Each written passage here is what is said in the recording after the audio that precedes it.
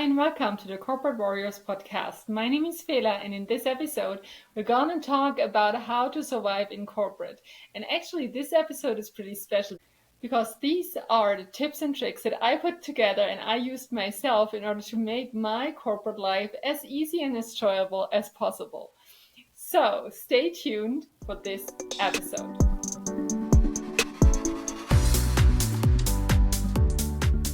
Before we dive into the different sequences of the episode, I want to make sure that you have two things right. The first thing is first observe, then act. Every corporate environment is different, every culture is different. So make sure that you are in observer mode.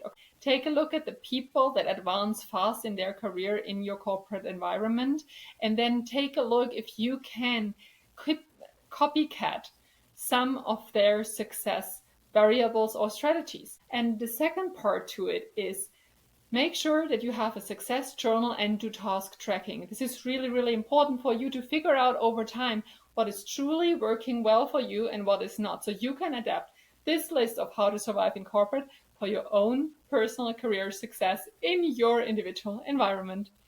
So let's dive into the different topics.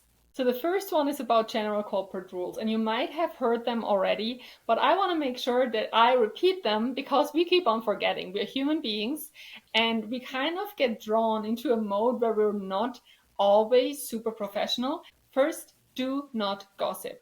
Gossip is a very bad thing for your reputation because people know if you gossip with them, you might gossip about them as well. So it's not a good idea to gossip because it will decrease the trust that people have in you. If you gossiped before as an employee and then you become a leader, that already decreases the respect that people have from you because we don't want a leader that is gossiping. If you have a coffee break and people start to gossip, either change the topic, change the subject, or just go back to your workspace and continue working. It will be better for you in the long term, I promise. The second thing, really important, and for that you could actually re-watch the episode where I talk about the ego in our corporate workspaces. And this is something where the ego is triggered easily. You might guess it, email wars. Oh my god, corporate email wars. If you take a step back, they're just hilarious. People are angry all the time at something, and in emails, just like in text messages, you do not communicate the same way like you would communicate in a personal discussion. Okay, so no matter how harsh and horrible the email is that you're getting, do not write back in this moment where you're fed up. Take a breath, step away for a second or do something else, and then call the person or set up a meeting. If the other person has put a lot of people in copy, meaning they've put, for instance, your manager in copy as well, then the best thing is have an email template ready, being like, thank you so much for your email. Since this is a complex topic, I will set up a meeting invite. I'll send it out, until end of day. And I will include all people in copy except if they don't think it's relevant enough for that time. Because we're so easily setting our managers in copy in emails. But if it comes to meetings, even the accusing kind of, counterpart normally doesn't want their manager there. Or not even that, the manager doesn't want to be there. Managers want you to solve your issues on your own. And then, yes, keep them updated. Say, hey, there was something going on. I've received this and that email. I'm sure you've seen it. You were in copy as well. As I said, I set up the meeting and this is how we found a solution. So your manager will be super pleased. Your manager doesn't have to go to a ton of more meetings even. And it's literally not kindergarten. It's corporate environment. So just don't do it. Another big don't is dating. I know big corporations, especially if you work a long time and you're focusing on your career, it might be the place for you to find your spouse. Yes, okay. But that's not really what I mean. And let's be honest, this is pretty rare. What's happening in corporations, especially in the ones where people work long hours, is like affairs and these kinds of things. And I just can tell you it's a bad idea. You don't know what's going to happen in the long term. Hearts might get broken and some people move ahead, other people don't. And do you really want your manager to have a broken heart and resentment towards you? I don't think so. So let's just refrain from that and let's try to find a dating opportunity somewhere else, but not in your job, not in your corporate environment. And last but not least, the big don'ts is bringing your personal triggers into the workspace. Things could be so much easier if people took care of their healing and got rid of their triggers, because very, very often things are pretty neutral and we evaluate it differently based on what happened to us in our lives, in our few former careers, at our former job, during our childhood, wherever. And because of that triggers, we over emotionalize things. So take care of your triggers. Very, very important, so that you can move ahead with ease and fun and be an amazing leader yourself. Last but not least, build strong relationships. It goes in with the trust building, from not gossiping, from not dating. Build strong relationships, build human connections, care about other people, and don't just do the networking for your own sake. Mentor others, perhaps get a mentor if that's possible, and just be a good human so people will speak up for you even if you're not in the room. Number 2 is I call it trick in the drawer. I don't even know if this is good English. Like, use your space right. You will have some kind of personal space in your office, and make sure that you have the following things in that personal space at all time. The one thing, first and foremost, for me the most important always, emergency food and drinks. Have something durable that that you can always go back to. If you're like super hungry, a project needs to be finished, you might not want to have the possibility or even the time to order something all the time. Make sure you have something easy, like the instant noodles, whatever it is, dried fruit. An apple can can survive pretty long. Make sure, of course, that there's no mold or whatnot, but have lasting things, durable things in your drawer, so that you have always something to go back to if you all of a sudden have to stay longer and you couldn't prepare for it. I don't want you to sit there in an empty stomach. You cannot think as well. So have something there, protein bars, oatmeal, easy stuff, right? Make sure you always have something in your drawer to eat and or drink, depending on your company setup. Perhaps also have an energy drink and a calming tea. It's super easy to just have a few tea bags. So if wow, my nervous system today is all over the place, I cannot think clear, perhaps you have a tea with you that is calming your nerves. And perhaps you also have an energy drink there, that if you're super, super tired because you might have a newborn at home, you have the possibility to quickly help yourself in situations where it's truly needed. Already knowing it will give you peace of mind, and potentially you don't even have to use it. Third, deodorant. Of course, have a deodorant with you. In addition to that, also have like a new set of clothes. Now for ladies, it's a little bit easier. Just have a new dress in there, some new tights, so that you can change super quickly and easily. And for the guys, have a new tie if the dress culture, if the ties have ideally even a new colored shirt or something.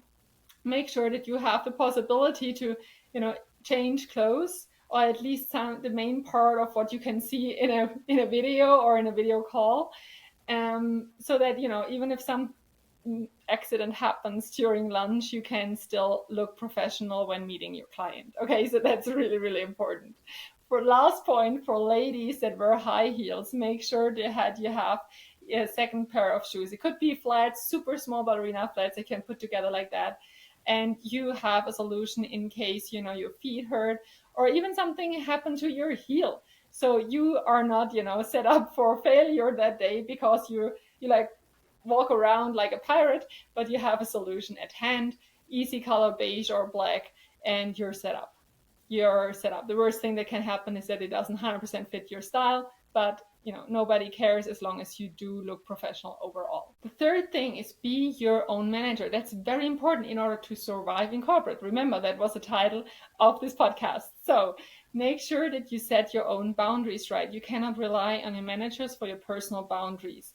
This is part of what are your non-negotiables. If for you it's just really, really important to be there at bedtime for your children and your manager knows, then it's okay to set a boundary there and say, no, I have to leave now. perhaps if you're willing to hire, you can say after bedtime, I'm willing to continue working remotely and finish the project up then, but I have to leave now. If this is your bare minimum, then this is your bare minimum. And make sure that you set boundaries in a respectful way. Again, here, that's why it's so important to take care of your triggers and your trauma.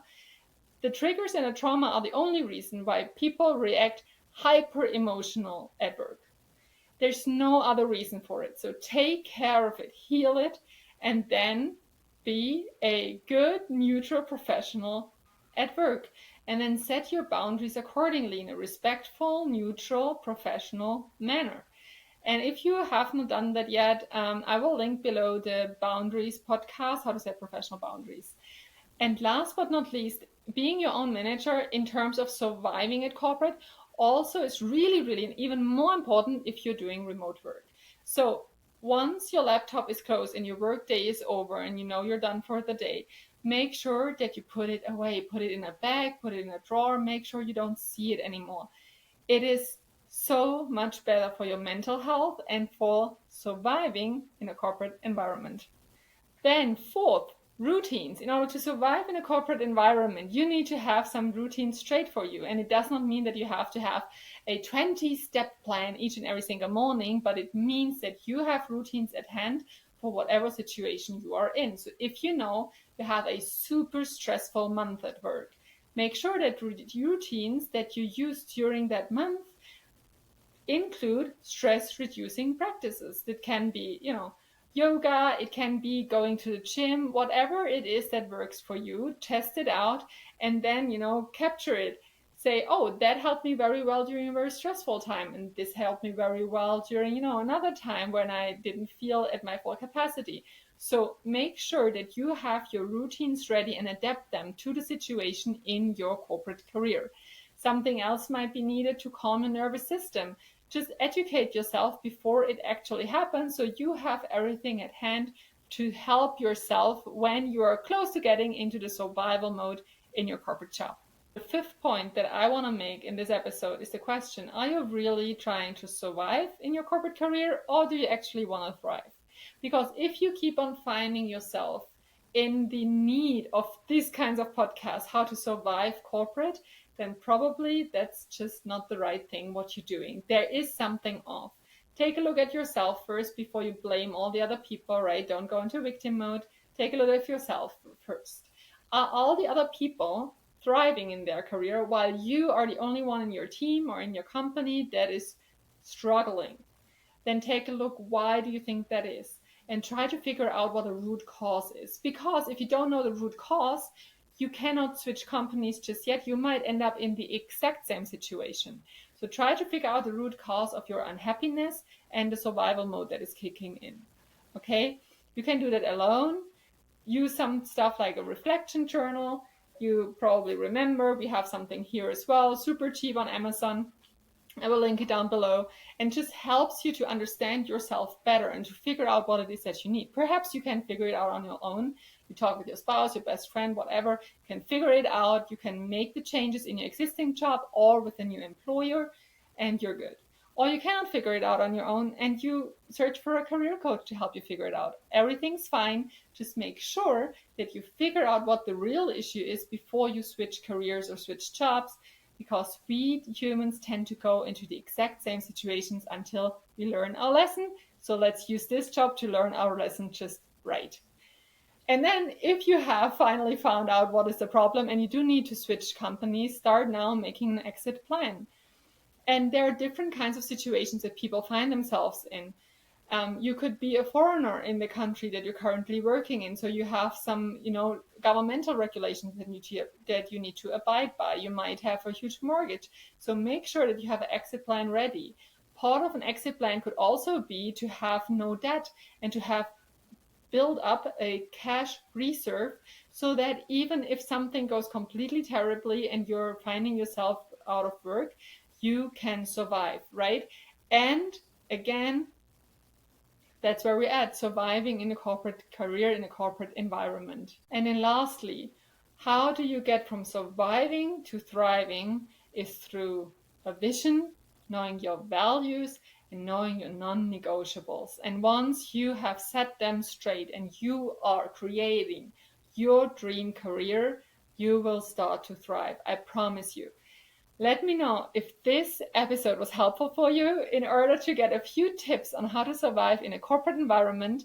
And let me know if you have another tip that I didn't mention, put it down in the comment section. And please like and subscribe to the YouTube channel. I would love to see you again next time. Bye.